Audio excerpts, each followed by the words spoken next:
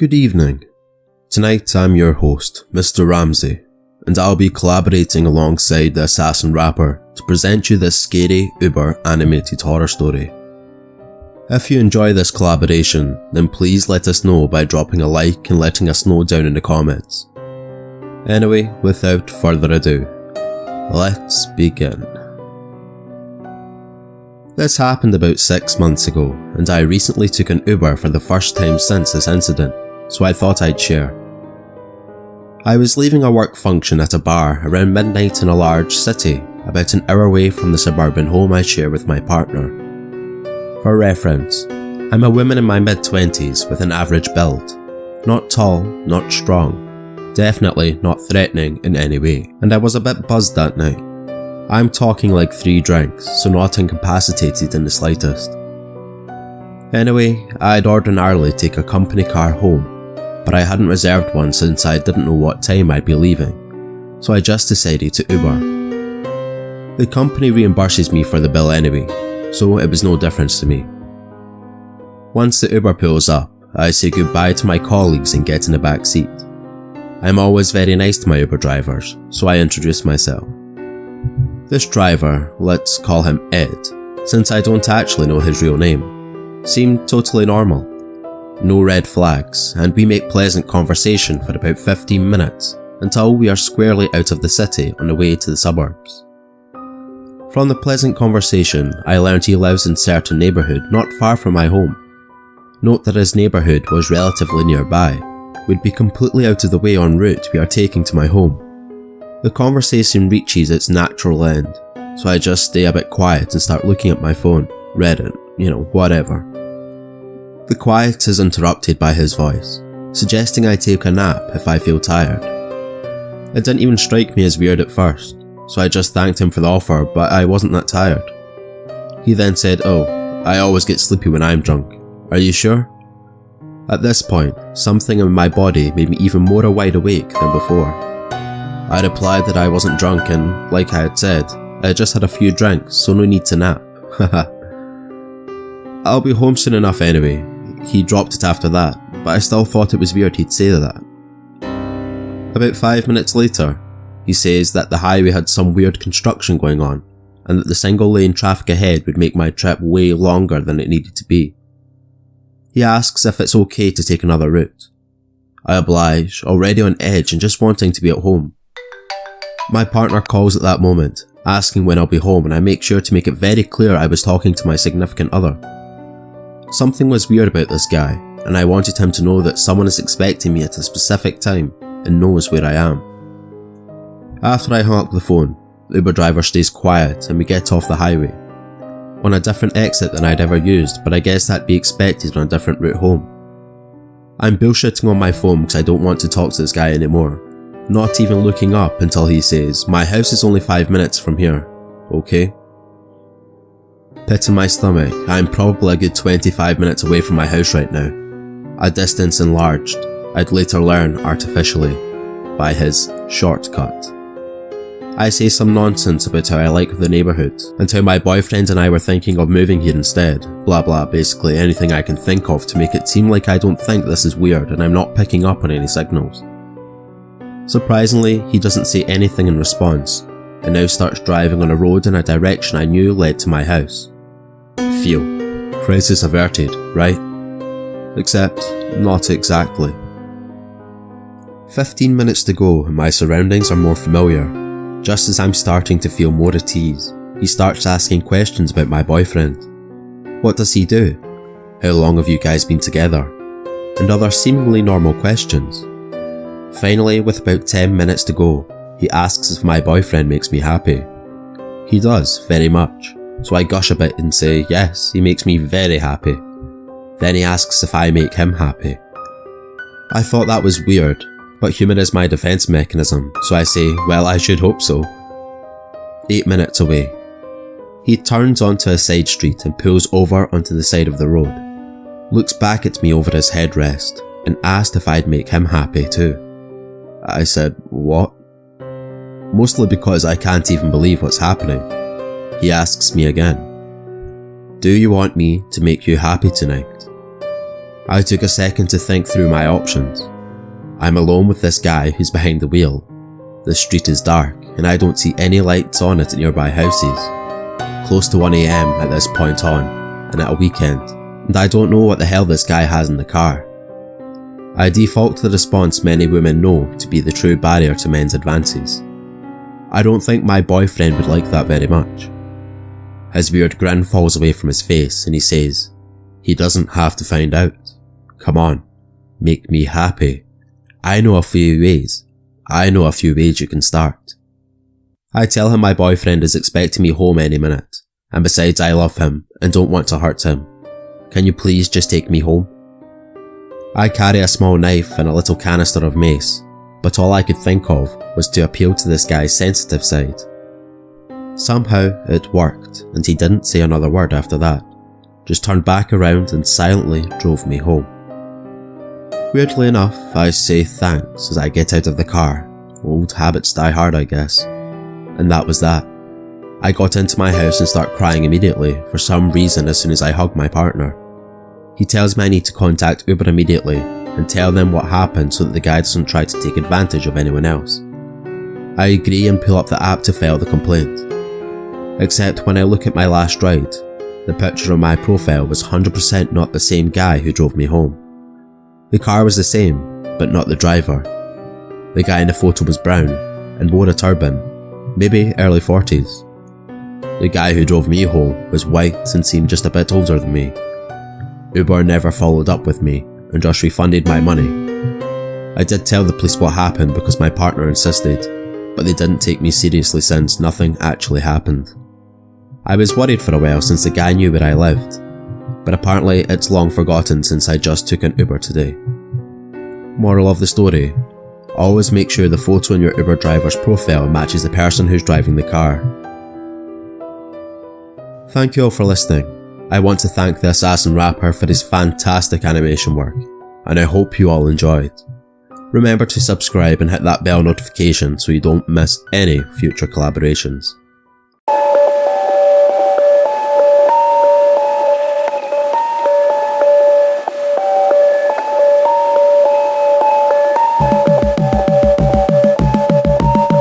Julie and Jake were having a difficult time in their marriage.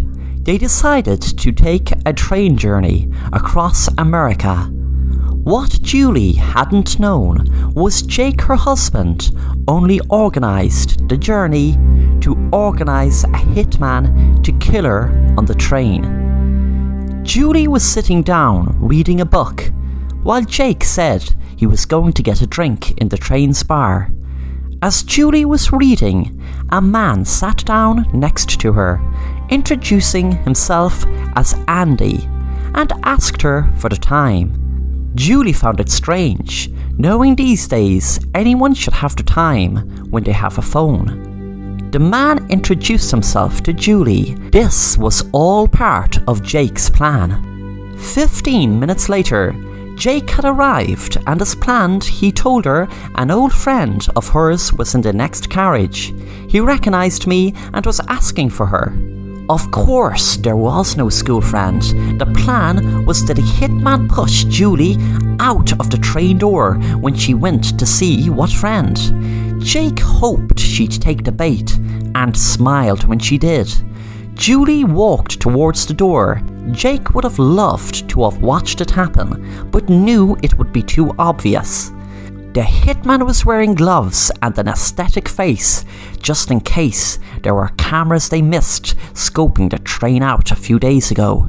Jake had planned to walk up to the next carriage in about 15 minutes to get clarification the job was done. He was about to walk into the next carriage when the man said, "Hi sir, nice journey, isn't it?" Jake smiled, knowing those were the exact words he was meant to say. Jake replied, "Is the job done?" The man said, "Well, I got to chat a lot with your wife. She seems a very nice lady," but most importantly, he was looking behind Jake's shoulder at this moment.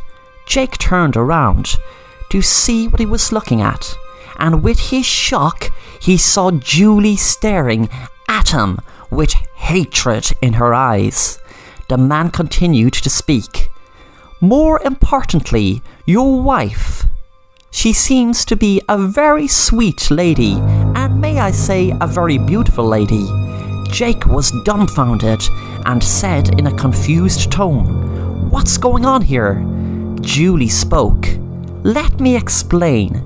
And this hitman here who goes by the name of Andy, which I call Andrew, is not just a regular hitman. We have been dating for the last 6 months. Wait, should I change that to we have been having an affair for the last 6 months?" And she gave a sinister smile. Jake didn't know what was happening. He spoke quietly so no other passengers could hear him. "What is happening here? How do ye know each other?" Andrew explained.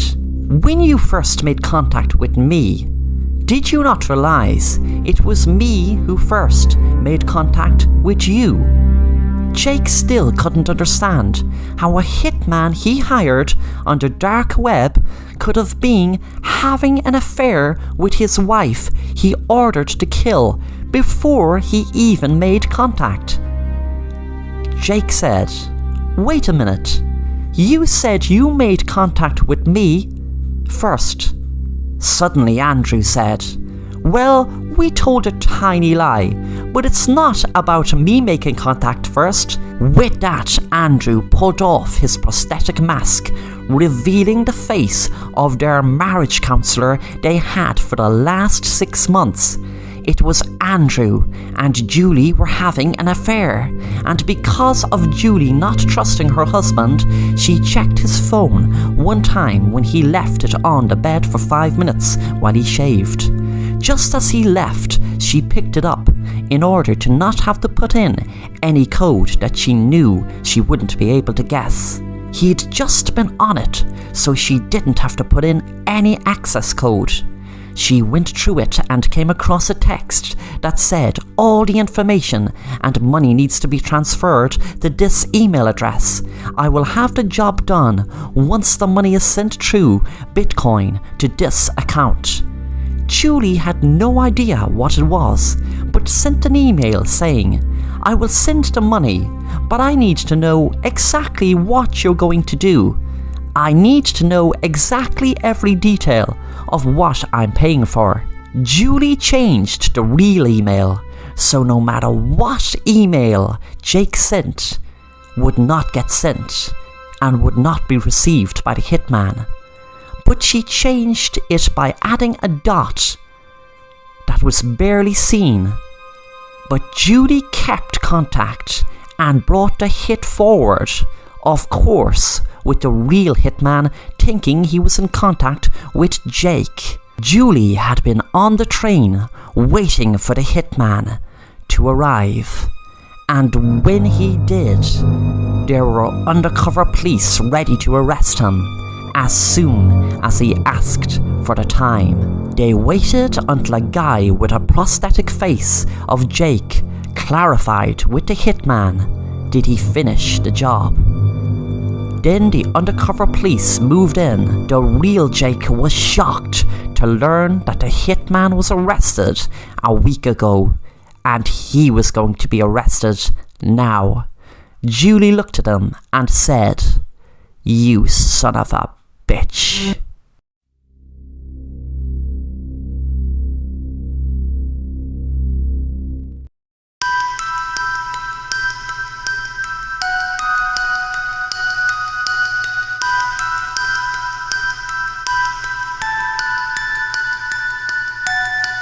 Matthew was out at a meeting for work, which his wife expected to have gone on for a few hours more, but the meeting ended a few hours early, which afforded Matthew to drive home a few hours earlier. Matthew knew that his wife Susan was a bit distant lately, and he expected she was cheating, But what he would see when he got home made him feel so angry he felt like going into the bedroom and killing his wife and lover. But he knew he had to wait for the right time.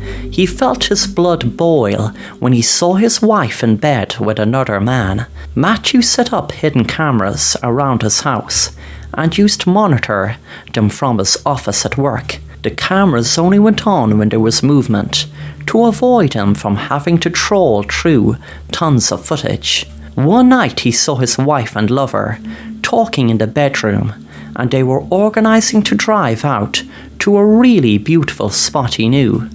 When he heard the conversation, all of a sudden the spot he knew brought a whole new beautiful meaning to him, because he knew exactly what he would do. The next night Susan was driving in her car with her lover. She smiled, saying to him, "This is such a beautiful spot. I used to come here with my husband. The view is so beautiful. It's just down the road." Jack, her lover, said, "If it's just down the road, why don't we just walk?" She smiled back and said, "Because I always use the car to get here, because you can have a lot of fun in the car, if you know what I mean." With that, Susan got an awful fright as she realised she could not slow the car down. Herself and Jack screamed as the car went faster and faster towards the edge of the cliff. Matthew was driving behind, smiling to himself as he saw the car drive right off the cliff. He parked the car and smiled. Susan said to Jack, "Jump out of the car. Jump, quick now." They both jumped before the car went off the cliff. Susan walked up behind her husband, who wanted to have killed her, and was smiling, thinking he did kill her, and she hit him with a rock, knocking him off the edge of the cliff to his death. Susan knew that she had to put on an act of the grieving wife. Poor Susan, her husband, drove off a cliff in an awful tragic accident and perished to his death. All the while Susan thought about this and the act of the grieving wife, she smiled, and then she hugged and kissed her lover. Thanks for watching The Assassin Rapper, and if you want to stay up to date on new content, then please subscribe and be sure to hit the bell to be notified on new content.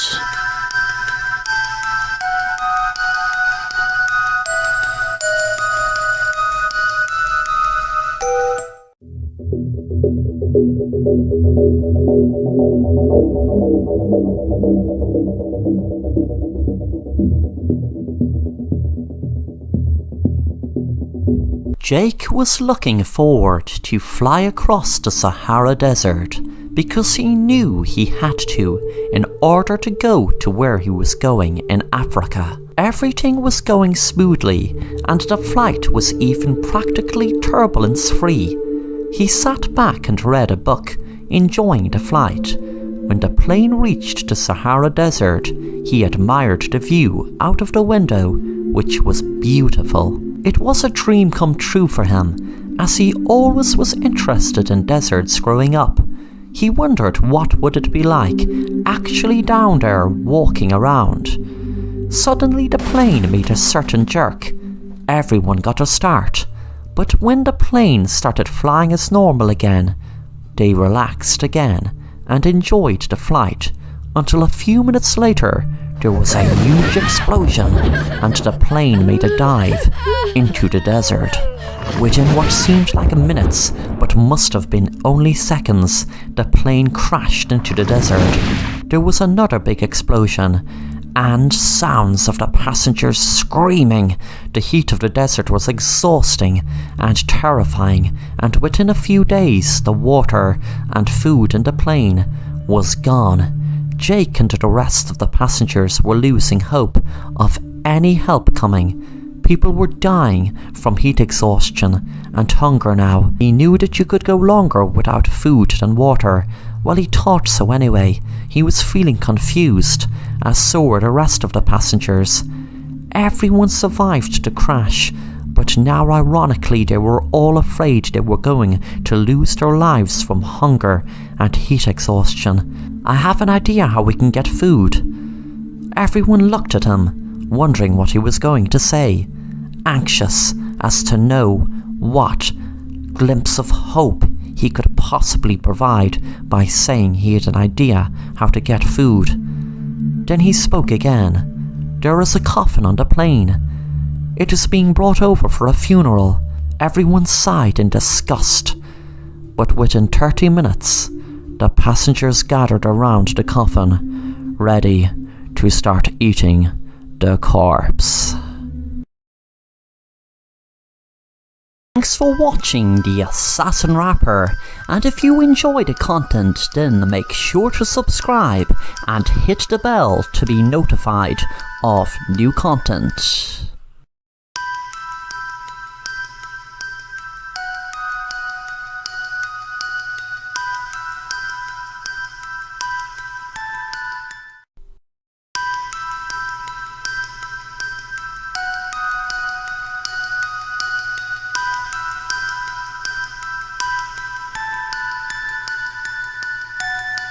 Barry sensed that his girlfriend was cheating on him, so he took it upon himself to follow her and catch her in the act.